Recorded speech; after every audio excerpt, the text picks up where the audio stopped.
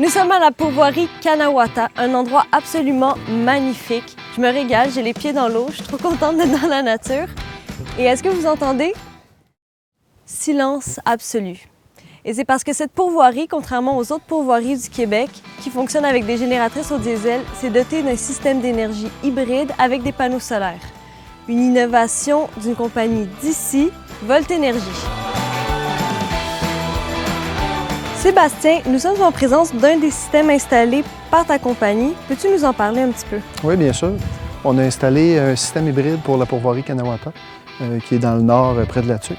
Ici, ce qu'on peut voir en arrière, on a les panneaux solaires, qui sont une partie du système. Et puis, en arrière de ça, on a les onduleurs et tout ce qui va pour faire fonctionner le système. Vous utilisez aussi une génératrice avec les panneaux? Oui, bien sûr. On a besoin d'une génératrice, c'est notre backup, dans le fond. On va chercher toute la production solaire qu'on peut avec le soleil. On recharge les batteries en arrière de ça, mais il y a des journées où est-ce qu'il n'y a pas de soleil. L'hiver, l'automne, le printemps, des fois, c'est un peu plus difficile.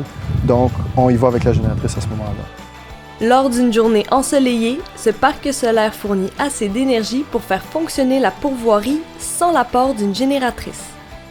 Et le deuxième problème que j'avais, c'était l'approvisionnement en mazout. On est en pleine forêt à 150 km et puis on a une grosse montée ici que l'hiver s'était glacé.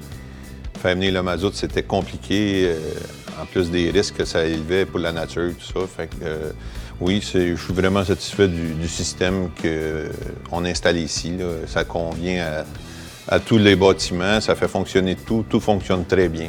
Je pense que j'ai fait un bon placement pour moi et pour la nature aussi. Vous avez une équipe dédiée à la recherche et développement? Mais je dirais que pas mal toute l'équipe y participe. OK. Je dirais une équipe d'ingénieurs plus que d'ingénieurs. Donc, on essaie de trouver des solutions à tous les projets qu'on a comme demande. Puis en général, on a des bonnes idées. Si un jour je réalise mon rêve d'aller vivre dans les bois, je sais que je pourrais le faire dans un plus grand respect de la nature grâce à des innovations technologiques d'ici.